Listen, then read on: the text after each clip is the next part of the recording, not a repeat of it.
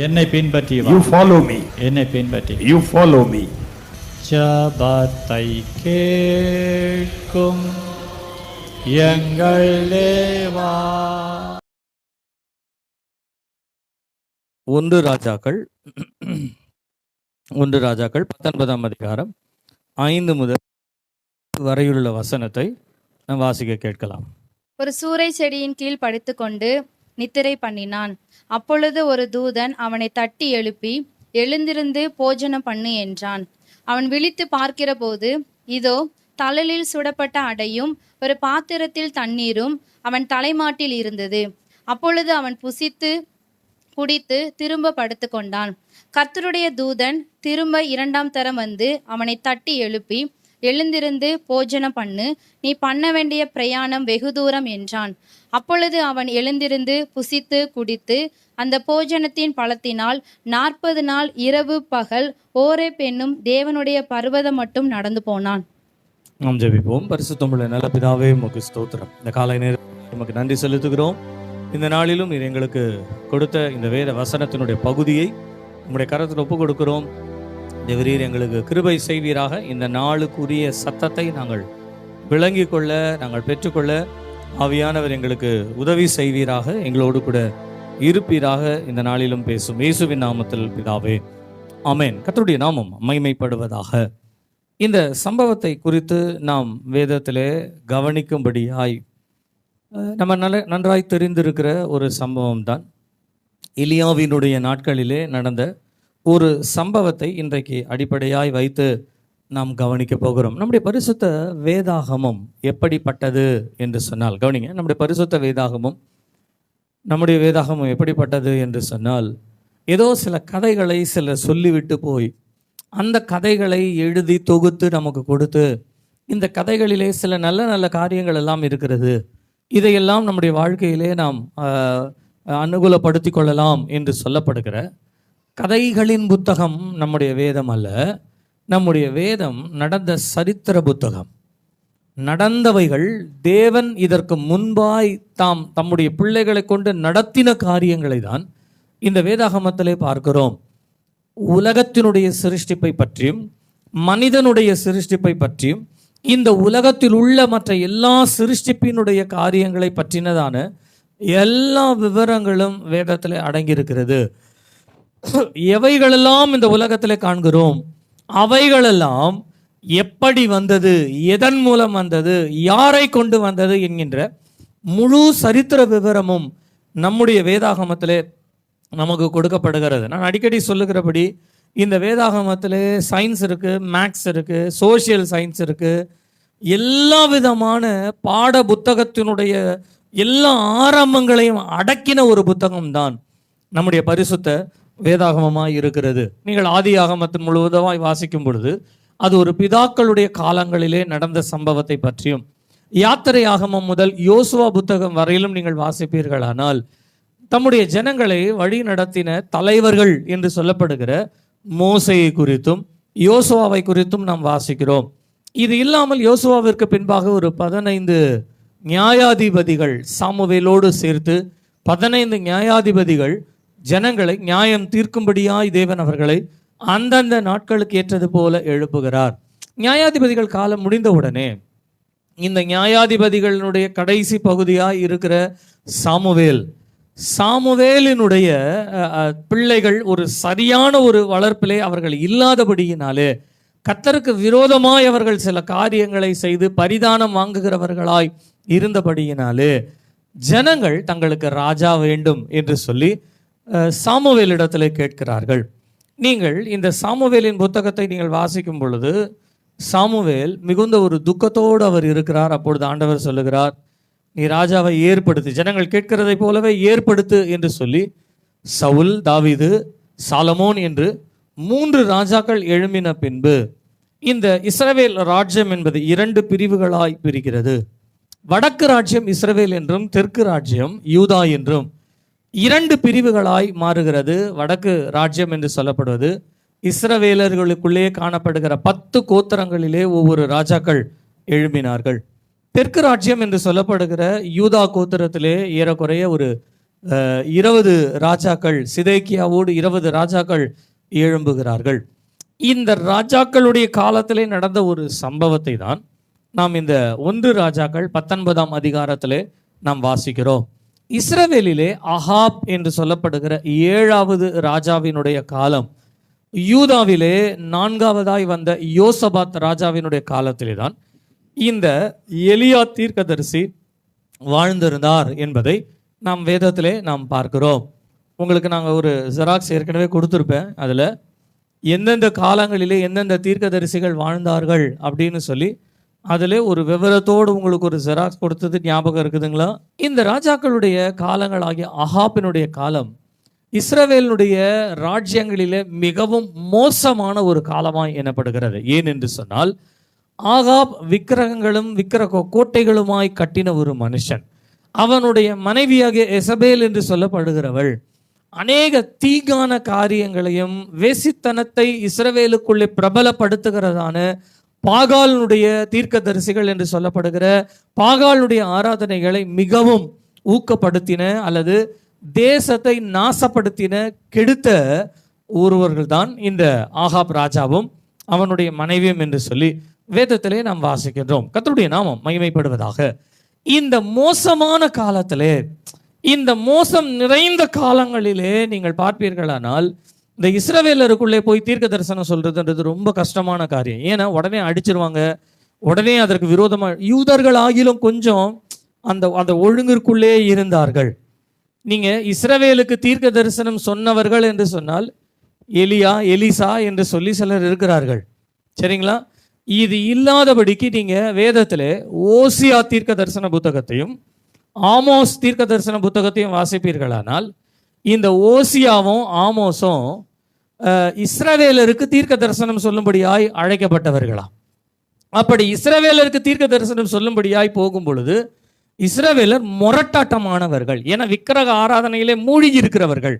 அவர்களுக்கு விரோதமாய் சொன்னா உடனே அடிச்சிருவானுங்க, கொன்னுருவானுங்க. இந்த யூதருக்கு விரோதமாய் சொல்லும் பொழுது மோசமான ராஜாவா இருந்தாலும் சிறைச்சாலையிலே போட்டான் இருக்கு. ஆனா இஸ்ரவேலர் அப்படி கிடையாது, கொன்னுருவாங்க, சாகடிச்சிருவாங்க. அப்ப இவர்களுக்கு தீர்க்க தரிசனம் சொல்லும்படியாய் எலியாவை எழுப்பினார், எலிசாவை எழுப்பினார். அதற்கு பின்பு இவர்களுக்கு தீர்க்க தரிசனம் சொல்லுவதற்கு 2 தீர்க்கதரிசிகள், சிறிய தீர்க்கதரிசிகள் என்று சொல்லப்படுகிற 2 தீர்க்கதரிசிகள் போய் அங்கே சொன்னார்கள். ஒன்று ஓசியா, இன்னொன்று ஆமோஸ் தீர்க்கதரிசி. ஓசியா இஸ்ரவேலை சேர்ந்தவர், ஆமோஸ் யூதாவை சேர்ந்தவர். சரிங்களா? ஒரு சரித்திரமா சொல்றேன், செவியில கேட்டுக்கொள்ளுங்க, இருதயத்தில் வைத்துக்கொள்ளுங்க. நீங்க தீர்க்க தரிசன புத்தகங்களை வாசிக்கும் பொழுது இந்த மனதை அதில் நீங்கள் செலுத்திக் கொள்ளுங்க. அப்பதான் உங்களுக்கு தீர்க்க தரிசன வசனங்கள் உங்களுக்கு புரியும். தீர்க்க தரிசிகளுடைய அந்த தீர்க்க தரிசனத்தினுடைய முக்கியமான குறிப்பு என்ன என்பதை காலத்திற்கு ஏற்றபடி படித்தாதான் அது நமக்கு புரியும். இந்த ஓசியா தீர்க்க தரிசியை பற்றி நீங்கள் வாசிங்க அப்படின்னு சொன்னால், ஓசியா தீர்க்க தரிசி போய் இஸ்ரவேல் ஜனங்களுக்கு தீர்க்க தரிசனமே சொல்ல முடியலை. ஏன்னா அடித்து கொண்டு வருவாங்கன்றதுனால ஆண்டவர் ஓசியாவை எப்படி பயன்படுத்தினார் அப்படின்னு சொன்னால், அவனுடைய வாழ்க்கையை வைத்தே அவனுக்கு ஜனங்களுக்கு ஒரு பாடம் கற்பித்து கொடுத்தாராம். என்ன கற்பித்து கொடுத்தாருன்னா, ஓசியா கிட்ட சொன்னார், நீ போய் ஒரு வேசியை கல்யாணம் பண்ணிக்கோ அப்படின்றார். அவன் போய் ஒரு வேசியை கல்யாணம் பண்ணிக்கிறான். வேசியை கல்யாணம் பண்ண உடனே 3 பிள்ளைகள் பிறக்கிறார்கள். முதல் பிள்ளையினுடைய பெயர் எஸ்ராயேல், எஸ்ராயேல், சரிங்களா? இஸ்ரவேல் கிடையாது, எஸ்ராயேல். 2வது லோருகாமா, 3வது லோகம்மி என்று சொல்லப்படும். இந்த 3 பேரும் எதை சார்ந்து வருகிறதுன்னு சொன்னா, நல்ல பேர்னு சொல்லுவோம்ல, அந்த மாதிரி நல்ல பேர் கிடையாது. யாராவது பிள்ளைகளுக்கு கெட்ட பேர் வைப்பாங்களா? பிள்ளைகளை கூப்பிடும் போது லூசு பையனேன்னு கூப்பிடுறோம். யாரு லூசு, யாருடைய பையன், அது வேற இருக்குது. ஆனால் லூசுன்னு சொல்லிடுவோம், அறிவில்லைன்னு சொல்லி எதையாகில நம்ம சொல்லுவோம். ஆனால் அந்த மாதிரி பேர் வைக்க மாட்டாங்க.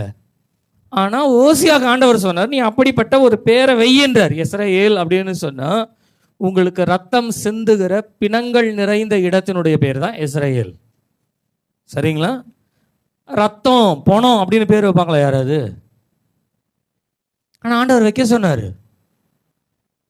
லோருகாமா அப்படின்னு பேர் வைக்க சொன்னார். லோருகாமா அப்படின்னு சொன்னால் தேவனுக்கு உங்கள் மேல் விருப்பம் இல்லை அப்படின்னு அர்த்தம். லோகமின்னு சொன்னா தேவன் உங்களோடு இல்லைன்னு அர்த்தம். இப்ப பேர் வைக்கும் பொழுதே இதை போல பேரை வைக்க சொல்றார். கொஞ்ச நாள் கழிச்சு இந்த ஓசியாவை திருமணம் பண்ணார் பாருங்க, அவ ஓடி போயிட்டா.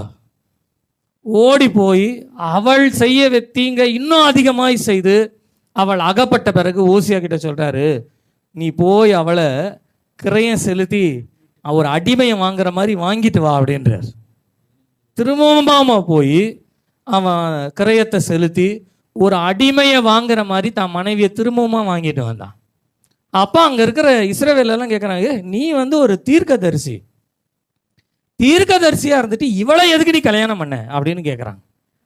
தீர்க்கதரிசியாக இருந்து ஒரு பேர் வைக்கிற அப்படின்னு சொன்னால், உன் பிள்ளைங்களுக்கு என்னையா நீ பேர் வச்சிருக்கிற, இப்படியா யாராவது பேர் வைப்பாங்க அப்படின்னு கேட்குற அளவிற்கு ஏன் இப்படிலாம் பேர் வச்ச அப்படின்னு ஜனங்கள் இன்னொரு பக்கம் கேட்குறாங்க. இன்னொரு பக்கம் தன்னுடைய மனைவி திரும்பவுமாய் பாவத்திற்குள்ளே போய்விட்டாள், திரும்பவுமாய் கேவலமான வாழ்க்கையில் போய்விட்டாள் என்று தெரிந்திருந்தோம். ஆண்டவர் சொல்றாரு, திரும்பவும் கிரயத்தை செலுத்தி அவளை கூட்டுட்டு வா, அகப்பட்டுக்கிட்டா கூட்டுட்டு வா.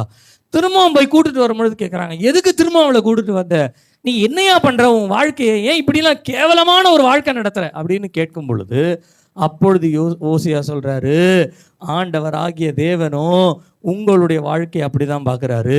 நீங்க தேவனை விட்டு வேறு தெய்வங்களை பின்பற்றுகிற விபச்சாரம் செய்த உங்களை தேவன் தன்னுடைய பிள்ளையாய் ஏற்றுக்கொண்டார். ஏற்றுக்கொண்டவர் அவரோடு கூட நீங்கள் வாழ வேண்டும் என்று விரும்பும் பொழுது நீங்கள் அவரோடு கூட வாழாதபடிக்கு உங்கள் வாழ்க்கையிலே இருக்கிற பாவத்தை இன்னும் பிறப்பிக்க நீங்கள் ஆரம்பித்தீர்கள். பிறப்பிக்க பிறப்பிக்க தேவன் உன்னோடு இல்லை, தேவன் உன்மேல் பிரியமா இல்லை, நீ இரத்த பூமியாய் நீ செத்து போவாய் என்று சொல்லத்தக்கதாய் நீங்கள் இன்னும் சாவுக்கேதுவான பிறப்புகளை பிறப்பித்துக் கொண்டிருக்கிறீர்கள். இந்த சாவுக்கேதுவான பிறப்பு மாத்திரமல்ல, நீங்கள் தேவனை விட்டே விலகி போனீர்கள்.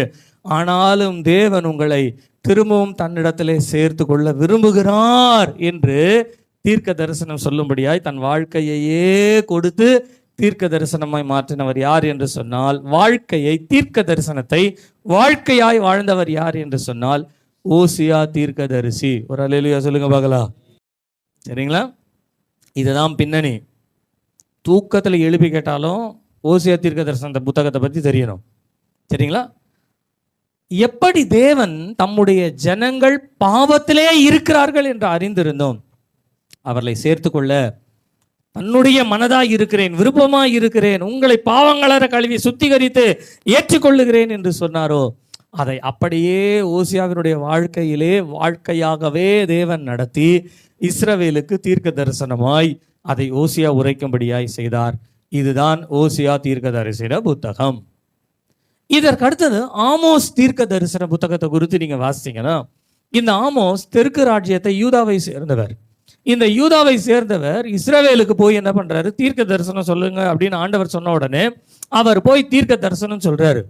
தீர்க்க தரிசனத்தை எப்படி ஆரம்பிக்கிறாரு அப்படின்னு சொன்னா, இஸ்ரவேல் ஜனங்களே, கர்த்தர் செய்ய போகிறதை நீங்கள் கேளுங்கள் அப்படின்னு சொன்ன உடனே எல்லாரும் என்ன கர்த்தர் என்ன செய்ய போகிறாரு அப்படின்ன உடனே ஏதோமை பாருங்கள், ஏதோம் எந்த அளவிற்கு அவன் மோசமாய் இருக்கிறான், எந்த அளவுக்கு அவன் கர்த்தருக்கு விரோதமாய் இருக்கிறான், ஆகையினாலே ஏதோமை நான் அழிக்க போகிறேன் அப்படின்னு சொல்றேன்னு இஸ்ரவேலுக்கும் ஏதோமுக்கும் ஏற்கனவே பல வருஷமா பகை இருக்குது. சரிங்களா? இந்த பகையை குறித்து ஆண்டவர் சொல்லி அவனை அழிக்க போறேன்னு உடனே இஸ்ரவேலுக்கு என்ன ஆயிடுச்சு தெரியுங்களா? சந்தோஷமாயிருச்சு. ஆஹா, ஏதோமா அழிக்கிறேன்னு சொல்லிட்டார், இவன் தான் என் உண்மையான தீர்க்கதரிசி. திரும்ப அவர் போனாரு, இன்னொரு நாள் வந்தாரு, இன்னைக்கு யாரை பற்றி ஆண்டவர் சொல்ல போறாரு அப்படின்னு கேட்டா, இன்னைக்கு ஆண்டவர் தீருவை குறித்து சொல்லுகிறார். தீருவை நான் அழிக்க போகிறேன், தீரு ராஜ்யத்தை நான் அழிக்க போகிறேன் என்று சொல்லுகிறார். போயிட்டு திரும்பி வந்தாரு, இன்னைக்கு யார் அழிக்க போறாரு, தமஸ்குவை அழிக்க போகிறேன். ஆஹா, இப்படி லைனா ஆண்டவர் சிலர்லாம் அழிக்க போறான்னு இவங்களுக்கு ரொம்ப சந்தோஷமா இருந்துச்சு. எல்லாம் பாடல் பாடி கர்த்தரை ஆராதிக்கிறதுக்கு ரொம்ப சந்தோஷமா மும்முரமா இருக்கிறாங்க. ஆனால் தங்கள் பாவத்தை விட்டு வெளியில வரல. ஒரு நாள் இதே ஆமோஸ் சொன்னாரு, கர்த்தர் யூதா ஜனங்களை அழிக்க போகிறார் அப்படின்னு. உடனே இவங்களுக்கு ஒரே ஆச்சரியமா இருக்கு. நீ யூதாவை சேர்ந்தவன்ப்பா, யூதா ராஜ்யத்திலிருந்து வர, நீ யூதா ராஜ்யத்தை சேர்ந்தவன், யூதாவை அழிக்க போறேன்னு இங்க சொல்றிய, உண்மையாவே எங்களுடைய அவங்க மோசமா இருக்காங்களா அப்படின்னு கேட்கும் பொழுது ஆண்டவர் சொல்றார், யூதாவை நான் அழிப்பேன், யூதா ஜனங்கள் சிதறடிக்கப்படுவார்கள், சிதறடிக்கப்பட்டு போவார்கள். எப்படி எரேமியா கிட்ட சொன்னாரோ அதே வார்த்தை ஆமோஸ் கிட்ட சொல்றாரு, சிதறடிக்கப்படுவார்கள்னு. உடனே இவங்களுக்கு ரொம்ப இன்னும் கொண்டாட்டமாயிருச்சு. ஆமோஸ் எதையெல்லாம் சொல்லுகிறானோ அதுதான் உண்மையான தீர்க்க தரிசனம் அங்கீகரிச்சுட்டாங்க. ஏன்னா யூதாவை பற்றியே சொல்லியாச்சுல, தான் ஜனத்தை பற்றியே சொல்லிட்டார், அங்கீகரிச்சுட்டாங்க. மறுநாள் வந்து சொன்னார், இவங்களை எல்லாரையும் அழிச்சிட்டு ஆண்டவர் உங்களை சும்மா விட்டுருவாருன்னு நினைக்காதீங்க, உங்களையும் அழிக்க போறாருன்னு. பிறகுதான் ஜனங்க அதை கேட்க ஆரம்பிச்சாங்க. ஆண்டவர் ஒரு புத்தகத்தில் எப்படி எப்படிலாம் ஜனங்களை தீர்க்க தரிசிகளை பயன்படுத்துறாருன்றதுதான் தீர்க்க தரிசன புத்தகங்கள். உங்களுக்கு 2 புத்தகத்தை சொல்லிட்டு மனதில் வைத்துக் கொள்ளுங்க. ஒன்று ஓசியா, இன்னொன்று ஆமோஸ். சரிங்களா? இந்த 2 தீர்க்க தரிசிகளும் வடக்கு ராஜ்யம் சொல்லப்படுகிற இஸ்ரவேலருக்கு தீர்க்க தரிசனம் சொன்னார்கள். இஸ்ரவேலருக்கு சொன்னார்கள், மற்ற எல்லாருக்கும் சொல்வதை போல சொன்னார்கள். 2 விதத்தில் ஆண்டவர் பயன்படுத்தினார். ஒன்று, ஒருவனுடைய வாழ்க்கையே தீர்க்க தரிசன புத்தகமாய் மாற்றினார். மற்றொருவனுக்கு மற்றவர்களை காண்பித்து அவர்களுடைய வழியை சீர்படுத்தும்படியாய் ஆண்டவர் தீர்க்க தரிசனம் சொன்னார். கர்த்தருடைய நாமம் மகிமைப்படுவதாக. இந்த இஸ்ரவேல் ராஜ்யம் மிக மோசமான அல்லது தேவனுக்கு விரோதமான ஒரு காலங்களிலே தான் இந்த எலியா தீர்க்கதரிசியை தேவன் எழுப்புகிறார். எலியா தீர்க்கதரிசி ஆகாபிற்கு முன்பாக நின்று அவன் செய்கிற காரியங்களை கண்டிக்கத்தக்கதாய், எப்படி இயேசு கிறிஸ்துவினுடைய காலத்திலே ஏரோது செய்த பாவங்களை யோவான் ஸ்நானன் கண்டித்தாரோ, அதே போல எலியாவின் ஆவியை உடையவன் என்று சொல்லப்பட்ட யோவான் ஸ்நானன் எப்படி செய்தாரோ, அந்த ஆவிக்குரிய அந்த வழிக்குரிய ஒரு மனுஷன் ஆகாப் ராஜாவிற்கு விரோதமாய் அவன் தீர்க்க தரிசனம் சொன்னதாக நாம் இந்த வேதத்திலே நாம் வாசிக்கிறோம். கர்த்தருடைய நாமம் மகிமைப்படுவதாக. நீங்கள் இந்த ஆகாப்பிற்கு விரோதமாய் சொல்லும்படியாய் எலியா எழும்பும் பொழுது 17ஆம் அதிகாரத்திலே, இந்த வருஷத்திலே மழையும் பெய்வதில்லை, உங்களுக்கு பனியும் வருவதில்லை என்று சொல்லி வானத்தை அடைத்த ஒரு மனுஷனாய் எலியாவை பற்றி இங்கே சொல்லப்படுகின்றது.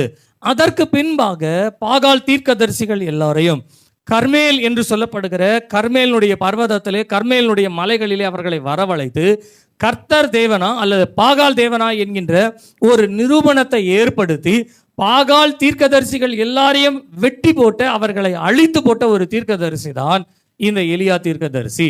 இந்த சம்பவத்தை ஆகாப் எசபேல் இடத்திலே சொன்ன உடனே எசபேல் ஆள் அனுப்பி சொல்றான், நாளைக்கு இந்நேரம் உன்னைய நான் கொண்டுருவேன், நீ உயிரோடு இருப்பதில்லைன்னு சொன்ன உடனே எசபேலுக்கு பயந்து ஒரு நாள் பிரயாணப்பட்டு ஓடி போகிறான். பெயர்செபா வனாந்தரத்திற்கு ஓடி போகிறான். ஓடி போன இடத்திலே நடந்த சில சம்பவத்தை தான் நாம் இங்கே வாசித்தோம். கர்த்தருடைய நாமம் மகிமைப்படுவதா. இந்த எலியா தீர்க்கதரிசியினுடைய வாழ்க்கையிலே நடந்த ஒரு சம்பவமாய் தான் நாம் இங்கே வாசிக்கிறோம்.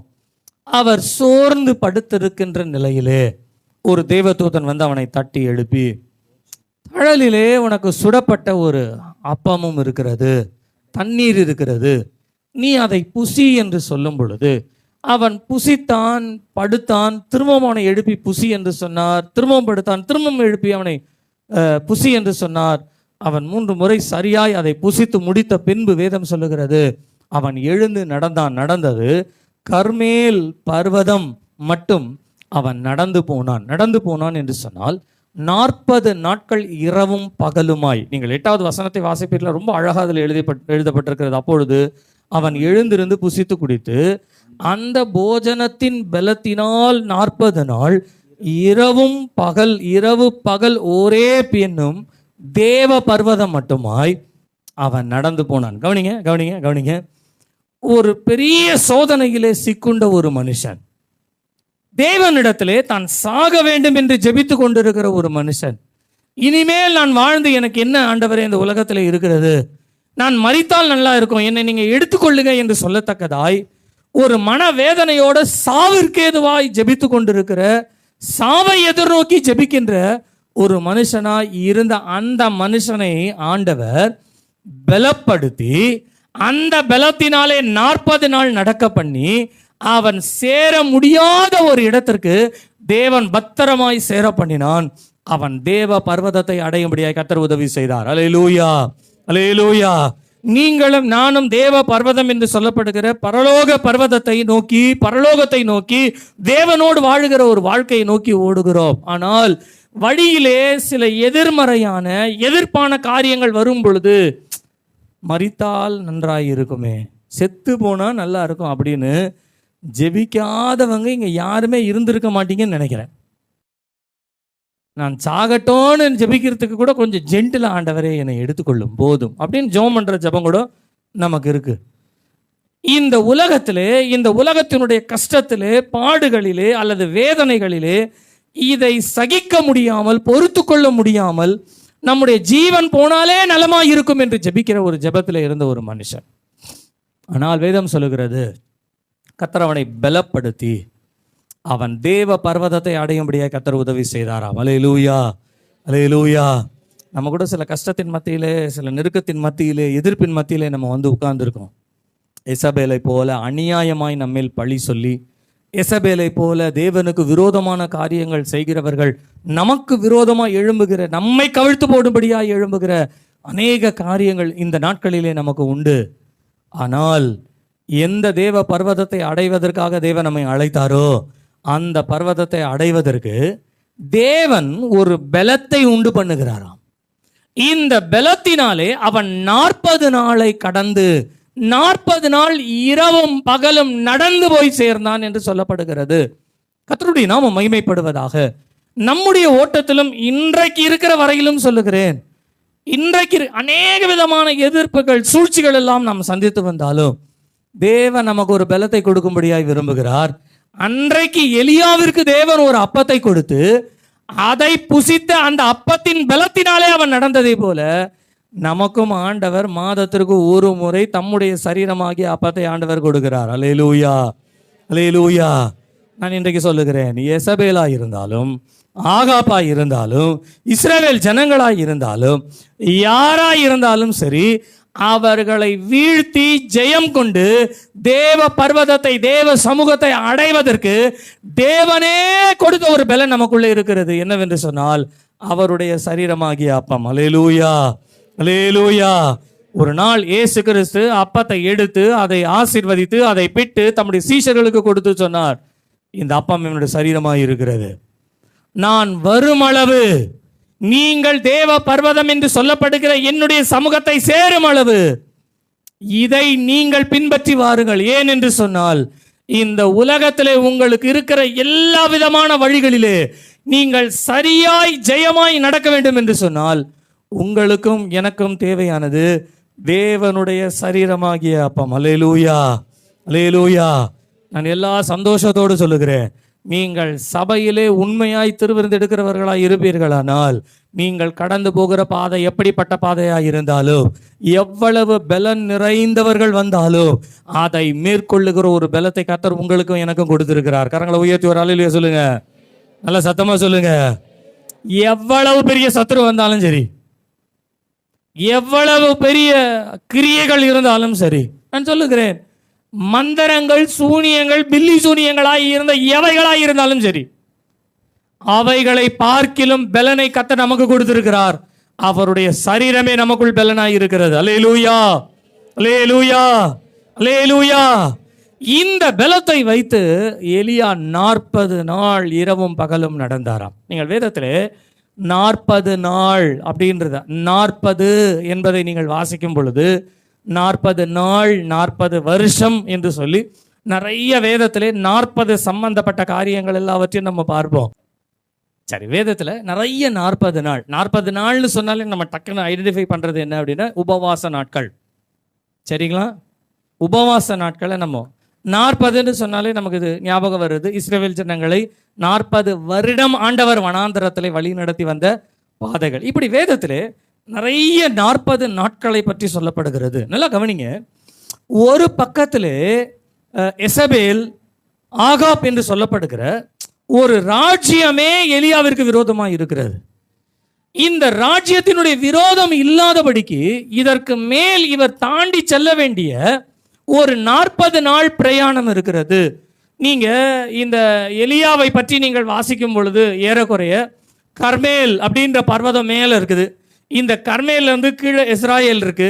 இஸ்ராயேல்ல இருந்து ஓடி வந்தார்னு இருக்குது நேரா பெயர்சபா, யூதாவினுடைய, அவர் இஸ்ரவேல் நாட்டை விட்டே யூதா நாட்டுக்கு வந்துட்டார். அந்த வனாந்திரத்துல வந்து வேலைக்காரனாங்க நிறுத்திட்டு அங்க இருந்து அவர் என்ன பண்றாருன்னா ஓரேப் என்னும் பர்வதத்துக்கு போறாரு. பெயர்சபாவுக்கும் ஓரேப்புக்கும் ஏறக்குறைய உங்களுக்கு ஒரு 320 350 மைல் தூரம் இருக்குமா.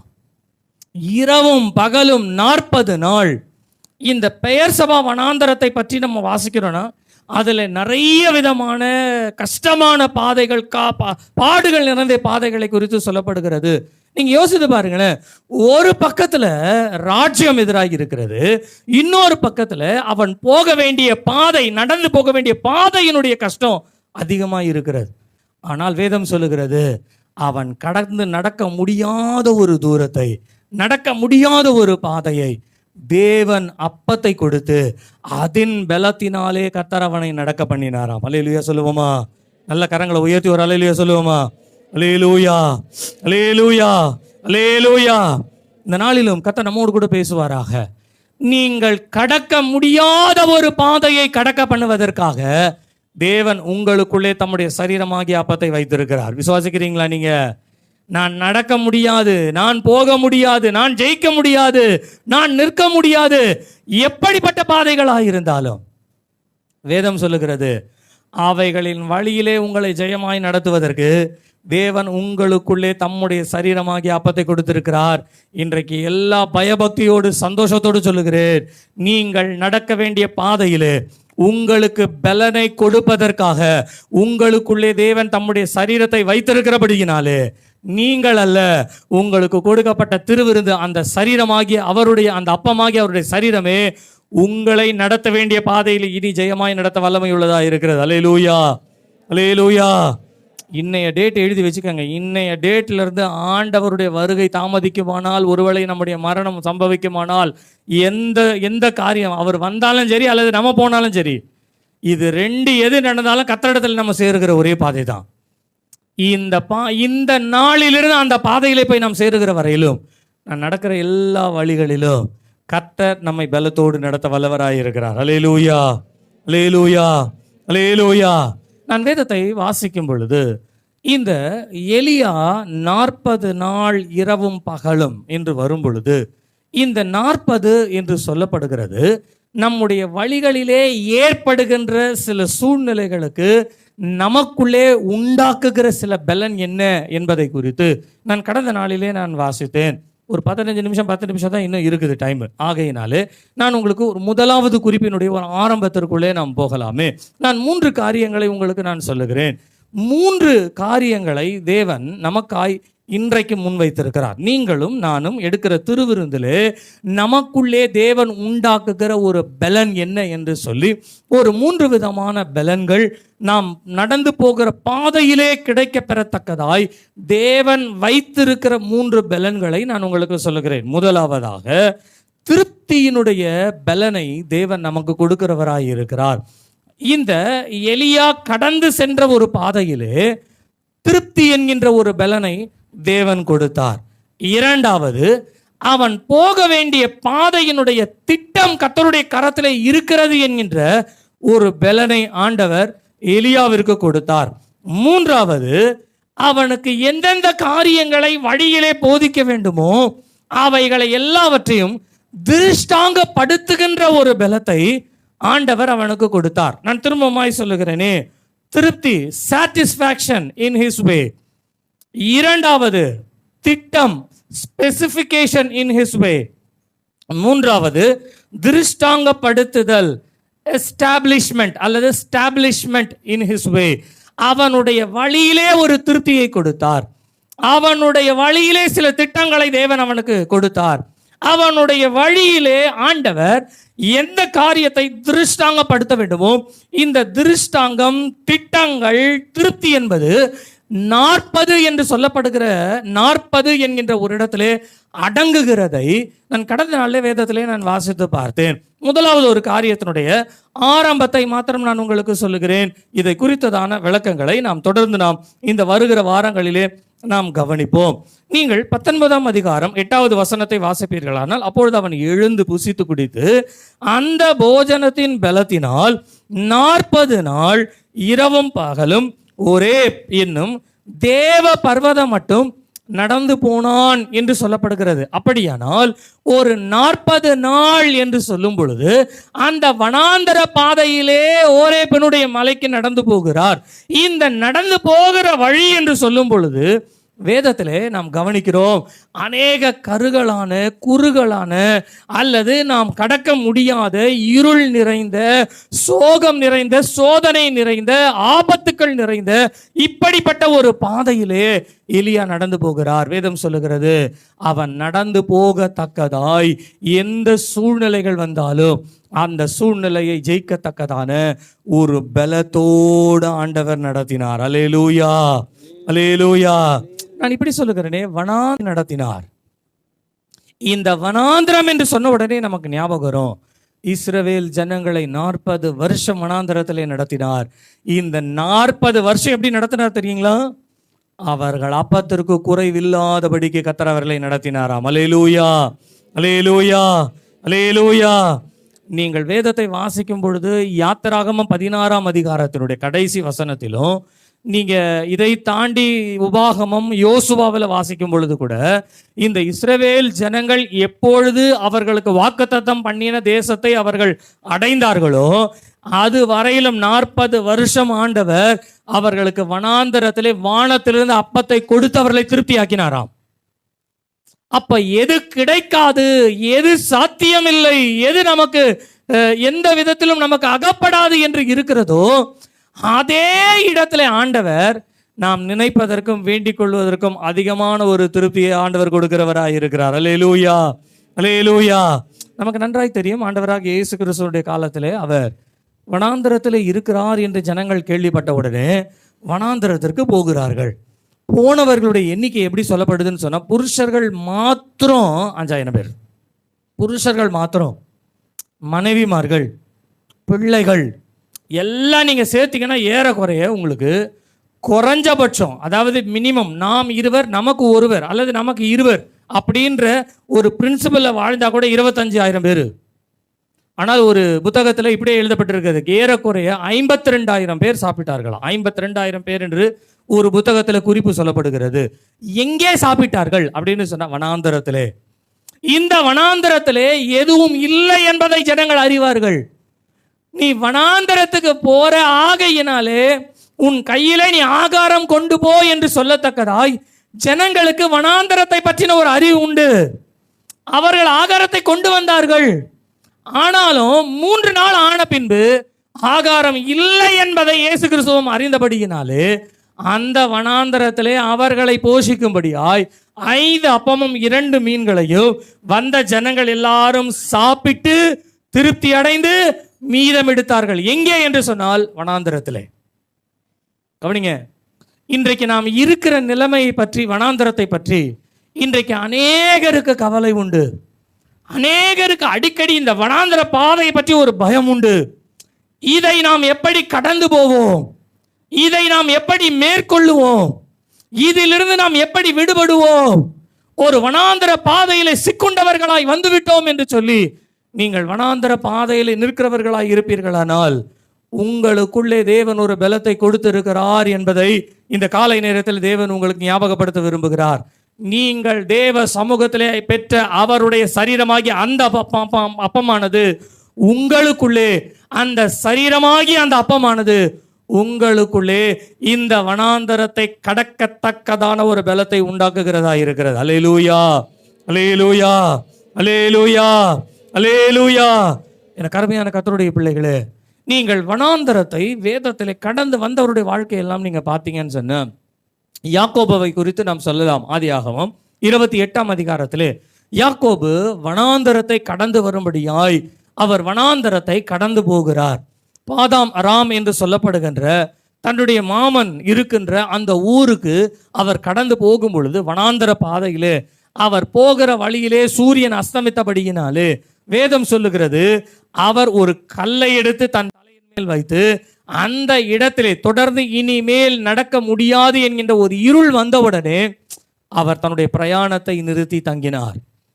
நீங்கள் இதே யாக்கோபை குறித்து 32ஆம் அதிகாரத்திலே வாசிப்பீர்களானால், தன்னுடைய சொந்த ஊருக்கு, தகப்பனுடைய தேசத்திற்கு திரும்பி வருகிற வழியிலே, வனாந்தர பாதை என்று வருகிற வழியிலே, இந்த வனாந்தரத்தையும் ஆறுகளையும் கடந்து போகிற ஒரு பாதை என்று வரும் பொழுது, தன்னுடைய சொந்த சகோதரன் தன்னை எதிர்த்து வருகிறான், 400 பேரோடு வருகிறான் என்று கேள்விப்படும் பொழுது, அந்த இடத்திலும் யாக்கோபுக்கு ஒரு தனிமை கிடைக்கிறது. நீங்கள் இதையும் தாண்டி யோசேப்பு எகிப்தில் இருக்கிறான் என்று சொல்லும் பொழுது, எகிப்திலே நமக்கு ஆகாரம் உண்டு என்று அறிந்து யோசேப்பாங்க அதிபதியாக இருக்கிறான், நாம் எல்லாரும் எகிப்துக்கு போகலாம் என்று சொல்லும் பொழுது, எகிப்திற்கு போவதற்கு முன்பாக நீங்கள் வாசிப்பீர்களானால் யாக்கோபு ஒரு தனிமையை சந்திக்கிறான். இந்த 3 இடங்களில் நீங்க பார்த்தீங்கன்னா வேதம் சொல்லுகிறது, எந்த தனிமையான இரவிலே வனாந்தரத்தில் இருந்தாரோ அந்த யாக்கோபிற்கு ஆண்டவர் சொல்லுகிறார், நான் உன்னோடு கூட இருந்து நீ போகிற வழியெல்லாம் உன்னோடு கூட இருப்பேன். அல்லேலூயா, அல்லேலூயா. நீங்கள் இதை தாண்டி தேவனோடு கூட போராடுகிற 32ஆம் அதிகாரம் வரும் பொழுது, நீர் என்னை ஆசீர்வதித்தால் ஒழிய நான் உம்மை விடுவதில்லை என்று சொல்லும் பொழுது, கர்த்தர் அவனை அங்கே ஆசீர்வதித்தார் என்ற ஒரு வார்த்தை வருகிறது. உன்னோடு இருப்பேன் என்று சொன்னவர் உன்னை ஆசீர்வதிப்பேன் என்று வாக்குத்தத்தம் பண்ணினார். எகிப்திற்கு போவேன், எகிப்திற்கு போகலாமா என்ற ஒரு பயம் வரும் பொழுது, யோசேப்பு இருந்தாலும் நமக்கு அங்கே எகிப்திலே ஒரு வாழ்க்கை கிடைக்கும் என்ற வாழ்க்கை இருந்தாலும் சரி, இந்த வாழ்க்கையினுடைய மத்தியிலே போகலாமா என்ற ஒரு தனிப்பட்ட ஒரு பயம், தனிப்பட்ட ஒரு நடுக்கம் வரும் பொழுது, ஆண்டவர் அந்த இடத்துல யாக்கோபின் இடத்துல பேசுகிறார், நான் உன்னோடு கூட எகிப்திற்கு வருவேன் என்று சொன்னார். அல்லேலூயா, அல்லேலூயா. நீங்க யோசித்து பாருங்க, இந்த யாக்கோபு தனிமையாய் இரவை கடக்கும் பொழுது, தனிமையாய் இரவிலே அவன் ஒரு இடத்திலே தனிமைப்படுத்தப்படும் பொழுது, எகிப்திற்கு போக வேண்டும் என்ற ஒரு பயத்தோடு தனிமையாய் இருக்கும் பொழுதும் அவனுக்குள்ளே ஆண்டவர் ஒரு பலத்தை கொடுத்தார். என்ன தெரியுங்களா? ஒரு வெறுமை, ஒரு ஒரு ஒரு ஒரு ஒரு இருதயத்தில் ஒரு தாகம், நம்ம செய்கிற காரியம் சரியா இல்லையா, போகலாமா வேண்டாமா, இனிமேல் என்ன செய்வோம், அந்த வெறுமையிலே ஆண்டவர் ஒரு திருப்தியை கொடுத்தார். என்ன தெரியுங்களா? நான் உன்னோடு இருக்கிறேன், நான் உன்னை ஆசீர்வதிப்பேன், நான் உன்னோடு கூட வருவேன். அல்லேலூயா, அல்லேலூயா. இந்த காலை நேரத்தில் ஆண்டவர் உங்களோடு கூட பேசுகிறார். நீங்கள் எடுத்த திருவிருந்து உங்களுக்குள்ளே என்ன பலன் செய்கிறது தெரியுங்களா? என்ன யாக்கோபே தனியாக இருக்கிறேன்னு நினைக்கிறியா? நான் உன் கூட இருக்கிறேன், நான் உன் கூட இருக்கிறேன். என்ன யாக்கோபே, உன் சகோதரனை எதிர்த்து நிற்க முடியலைன்னு சொல்லி பயப்படுறியா? எதிரிகளுக்கு பயப்படுறியா? நான் உன்னை ஆசீர்வதிக்கிறேன், ஒருவனும் உனக்கு முன்பாய் நிற்பதில்லை. எகிப்திற்கு போவதற்கு இருதயத்தில் ஒரு கலக்கம், நடுக்கம் வருதா? ஏன் இந்த ஒரு சூழ்நிலை நமக்கு வருது? ஏன் இப்படிப்பட்ட ஒரு நிலைமைக்கு போகிறோம்? ஆண்டவர் எகிப்தின் மேல் பிரியப்படுவாரோ? ஆண்டவர் சொன்னார், யாக்கோபே நீ போ, நான் உன்னோடு கூட வருவேன். எனக்கு இந்த ஒரு 3 வார்த்தையும் கூட மனதில் பதிய வைத்துக் கொள்ளுங்க. அவர் இருக்கிறார், அவர் தான் ஆசீர்வதிக்கிறார், அவர் தான் உங்களோடு கூட வருவார். நீங்கள் எத்தனை பேர் விசுவாசிக்கிறீங்க? இன்னைக்கு சபைக்கு வந்திருக்கீங்க, இன்னைக்கு ஆண்டவர் உங்களுக்கு சொல்கிறாரு, நான் உன்னோடு கூட இருக்கிறேன். நீ நினச்சிட்டு இருக்கல தனியாக இருக்கன்ட்டு, தனியாக கஷ்டப்படுறேன்னு நினைக்கிறல்ல, இந்த போராட்டத்தில் ஒரு தனிமையில் நான் என்ன செய்வேன் என்று தெரியலை அப்படின்ற ஒரு தனிமையினுடைய போராட்டம் உனக்கு இருக்கிறதா? ஆண்டவர் சொல்கிறாரு, நான் உன் கூட இருக்கேன், கவலைப்படாது, நான் உன் கூட இருக்கேன். ஆண்டவரே, நான் இவ்வளோ தூரம் பாதை கடந்து வந்து விட்டேன், இந்த வறட்சி, இந்த வெறுமை, இந்த கஷ்டங்கள், இந்த சூழ்நிலையை தாண்டி நான் எப்படி எகிப்திற்கு போவது? எனக்கு எகிப்திற்கு போக மனதே இல்லை, நான் எப்படி என்னுடைய தேசத்தை விட்டு போவது? ஆண்டவர் சொன்ன, நான் வருவேன், நான் வருவேன், நான் வருவேன்றது இல்லை, உன்னுடைய சந்ததியை திரும்ப கொண்டு வருவேன். எந்த இடத்துல நான் உன்னை நாட்டினேன் அந்த இடத்துல கொண்டு வரேன். எந்த இடத்துல நான் உன்னை ஸ்தாபிச்சு, எந்த இடத்துல உன்னோடு கூட நான் பேசுகிறேனோ, நான் அந்த இடத்திற்கு நான் வருவேன். எனக்கு ஆண்டவர் சொல்ல, நான் வரேன், நான் இருக்கிறேன், நான் தான் ஆசீர்வதிப்பேன். எத்தனை பேர் விசுவாசிக்கிறீங்க? கர்த்தர் கிரியை செய்கிறவராய் இருக்கிறார், கர்த்தர் நம்மோடு கூட இருக்கிறவராய் இருக்கிறார், கர்த்தர் நமக்குள்ளே வாசம் பண்ணுகிறவராய் இருக்கிறார். நம்முடைய பாதையை அறிந்தவர், இந்த பாதையை ஜெயமாய் மாற்றி கொள்ளுவதற்காக தேவன் இன்றைக்கு கொடுக்கிற ஒரு வாக்கு என்னவென்று சொன்னால், நான் உன்னோடு கூட இருக்கிறேன். அல்லேலூயா, அல்லேலூயா. நீங்கள் மோசையை பற்றி வாசிப்பீர்களானால், ஒரு 40 வருஷம் அவர் எகிப்தில் இருந்தாராம். ஒரு 40 வருஷம் வனாந்தரத்திலே அவர் ஆடு மேய்த்து கொண்டிருந்தாராம். இன்னொரு 40 வருஷம் இஸ்ரவேல் ஜனங்களை வனாந்தரத்திலே நடத்தி வந்தாராம். நீங்கள் யோசித்து பாருங்களேன், இந்த வனாந்தர பாதை என்பது மோசையினுடைய வாழ்க்கையில் ஒரு சாதாரண ஒரு காரியம் கிடையாது. எல்லாவற்றையும் அறிந்திருந்தவனுக்கு ஒரு 40 வருஷம் ஆடு மேய்க்கிற ஒரு வேலையை ஆண்டவர் கொடுத்தார். ஆடு மேய்க்கிறதுக்கு அமைதியாக அவனுடைய ஆத்மா சரீரம் எல்லாம் ஒரு இடத்துல சரியாக அமைந்து ஒரு இடத்துல சரியாக நிற்பதற்காக, அவனை ஒழுங்குபடுத்துவதற்காக 40 நாள். இந்த 40 வருஷம் கழித்து நீங்கள் பாருங்கள், அவர் இஸ்ரவேல் ஜனங்களை வழி நடத்தும் பொழுது என்னென்னலாம் கஷ்டத்தை அவருக்கு கொடுக்கணுமோ எல்லா கஷ்டத்தையும் இஸ்ரவேலர் கொடுத்தாங்க. திடீர்னு ஒருத்தன் சொன்னான், இந்த செங்கடலை போய் விழுந்து சாகிறதுக்கு பேசாமல் எகிப்துக்கு திரும்பி போயிடும் வாங்க அப்படின்னு ஒரு கூட்டம் கிளம்பிருச்சு. செங்கடலை பிளந்து வந்தாச்சு, தண்ணீர் கிடைக்கல குடிக்கிறதுக்கு. மாறாவிற்கு வந்தாங்க, கசப்பா இருக்கு, நாங்கள் எகிப்தில் இருந்தால் நல்லா இருந்திருப்போம், எகிப்திற்கு நாங்கள் போகிறோம், எங்களை சாக பண்ணவா வந்தீர். மாறாவின் தண்ணீரை மதுரமாய் ஆண்டவர் மாற்றினார்.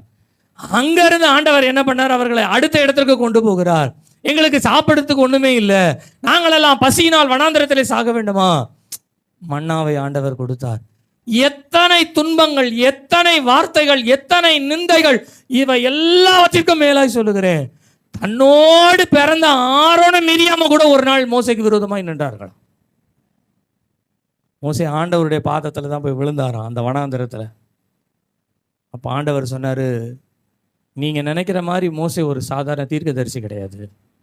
ஏதோ உங்களுக்கு நடத்துறதுக்கு நான் ஒருத்தர் முன்னால் வச்சுருக்க தலைவன் சொல்லி ஒரு தலைவன் ஒரு தீர்க்கதரிசி நீங்கள் பார்க்குறீங்கல்ல, மோசே அப்படிப்பட்டவன் அல்ல, அது எல்லாவற்றிற்கும் மேலானவன். அவன் என்னுடைய வீட்டில் எங்கும் உண்மை உள்ளவனாய் என்னோடு கூட இருக்கிறவன். அல்லேலூயா, அல்லேலூயா.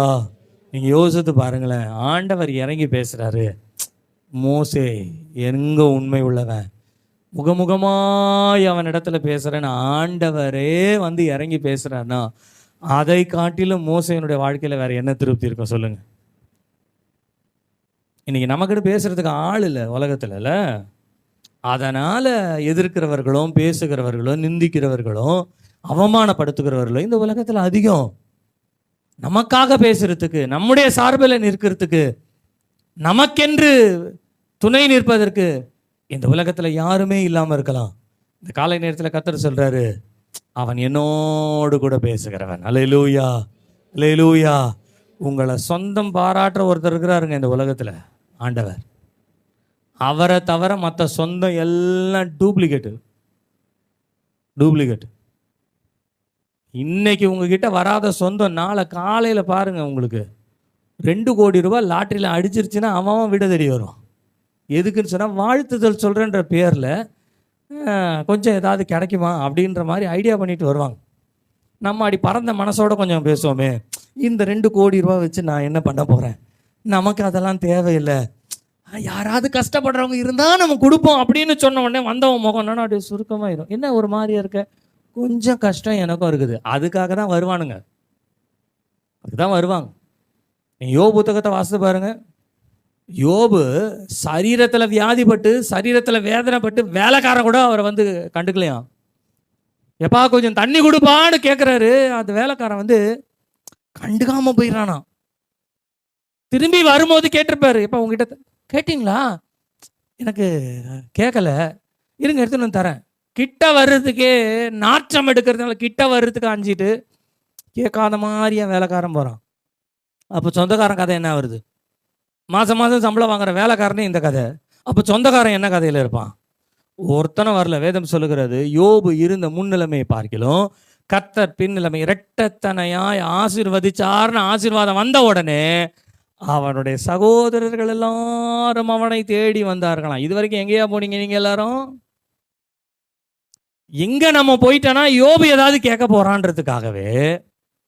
நீங்க யோசிச்சு பாருங்களேன், உங்க வீட்டில் ஒரு கல்யாணத்துக்கு நம்ம கொஞ்சம் ஏதோ காசு கொஞ்சம் தேவைப்படுது அப்படின்னு வைத்துக்கொள்ளுங்களேன். தேவைப்படுற சூழ்நிலைக்காக நம்ம ஒருத்தருக்கு ஃபோன் பண்ணுறோம், ஃபோனே எடுக்க மாட்டாங்க. தெரியுங்களா உங்களுக்கு? ஃபோன் எடுக்க மாட்டாங்க. ஏன் எடுக்க மாட்டாங்கன்னு சொன்னா, நம்ம ஃபோன் பண்ணி அவங்க கிட்ட கேட்போன்னு தெரிஞ்சே இன்னொருத்தர் சொல்லிடுவாங்க, கொடுத்துறாத அப்படிதான் கேட்பாங்க. அவன் என்ன கஷ்டத்துல கேட்கறான்றது உனக்கு தெரியாது. ஆனா அதை கொடுக்காத செய்யாதன்னு சொல்றதுக்கு 1000 பேர் இருக்கிறான். நீங்க வேதத்துல வாசித்து பாருங்க, சரித்திரம் சொல்லுது, கொடுக்காதன்னு சொன்னவனும் விழுந்தான், கொடுக்காதவனும் விழுந்தான். 2 பேரும் விழுந்து கிடக்குறானுங்க. காரணம் என்ன அப்படின்னு சொன்னா, நான் சொல்லுகிறேன், நம்ம இடத்துல நிறைவு இருக்கும் பொழுது நம்மை சூழ்ந்து கொள்ளுகிறவர்கள் அதிகம். நம்ம இடத்துல குறைவு வரும் பொழுது நம்ம எடுத்து கூட பார்க்க மாட்டாங்க. ஞாபகம் வச்சுக்கோங்க, அதுதான் உலகம். அது சொந்தமாக இருந்தாலும் சரி, பந்தமாக இருந்தாலும் சரி, கூட பிறந்த உறவாக இருந்தாலும் சரி, யாராக இருந்தாலும் சரி, இதுதான் உண்மை, இதுதான் உலக யதார்த்தம். அதை தான் ஞானி சொல்லுகிறார், மாயை மாயை எல்லாம் மாயை. மாயையும் மனதிற்கு சஞ்சலமுமான காரியம். ஏனென்றால் நிறைவு இருக்கும் பொழுது சகலமும் இருக்கும், குறைவு வரும் பொழுது ஒன்றும் வராது. ஆனால் வேதம் சொல்லுகிறது, நிறைவு இருக்கும் பொழுது நம்மோடு கூட இருந்து நம்ம கொடுக்குற கேக்கையும் நம்ம கொடுக்குற பிஸ்கெட்டையும் நம்ம கொடுக்குற ஐஸ்கிரீமையும் ஆண்டவர் சாப்பிட்டாரா இல்லையான்னு எனக்கு தெரியாது. ஆனா நம்ம கிட்ட ஒண்ணுமே இல்லைன்னும் பொழுது அந்த இடத்துல அவர் வந்து நிற்கிறார்ன்றது மாத்திரம் வேதம் நமக்கு திட்டமாய் சொல்லுகிறது. அல்லேலூயா, அல்லேலூயா. நீங்கள் நிறைவுள்ளவர்களா இருக்கும் பொழுது மாத்திரமல்ல, நீங்கள் குறைவுபடும் பொழுது ஒருவரும் இல்லை என்கின்ற இடத்திலே ஒருவர் மாத்திரம் இருக்கிறார். யோவான் ஸ்நானன் சொன்னார், நீங்கள் அறியாத ஒருவர் உங்கள் நடுவில் இருக்கிறார். அல்லேலூயா, அல்லேலூயா, அல்லேலூயா. இன்றைக்கு மனதிலே சஞ்சலத்தோடு, வேதனையோடு, கஷ்டத்தோடு, சில சூழ்நிலையை மனதிலே வைத்து மனபாரத்தோடு நீங்கள் வந்திருப்பீர்கள். ஆனால் எனக்கு ஆண்டவர் சொல்லுகிறார், நீ கடக்க வேண்டிய பாதையிலே உனக்கு பலன் கொடுக்கிற ஒருவர் இருக்கிறார். இன்றைக்கு இருக்கிறார், உன்னோடு கூட இருக்கிறார். நீங்கள் போக வேண்டிய பாதையை அவர் ஜெயமாய் கடக்க பண்ணுவார். அல்லேலூயா, அல்லேலூயா, அல்லேலூயா, அல்லேலூயா. என்னோடு ஒருவரும் இல்லாமல் இருக்கலாம், ஆனால் ஒருவர் இருக்கிறேன் என்று சொன்ன ஒருவர் இருக்கிறார். மோசே கேட்டார், ஆண்டவரே உம்முடைய நாமம் என்ன, நான் போய் இஸ்ரவேல் ஜனங்களுக்கு சொல்வதற்கு? ஆண்டவர் சொன்னாரு, தமிழ்ல இருக்கிறவராகவே ஐ ஆம் தட் ஐ ஆம் இங்கிலீஷ்ல வருது. ஆனா மூல பாஷையில் என்ன தெரியுங்களா வருது? இருக்கிறேன், இருக்கிறேன். நீங்க ஆண்டவரேன்னு கூப்பிடுங்க, அவர் என்ன தெரியுமா சொல்லுவாரு? சொல்லுங்க, ஐயான்னு கூப்பிடுங்க. சத்தம் என்ன வரும்? திரும்பி காப்பாத்த ஒருவரும் இல்லையா?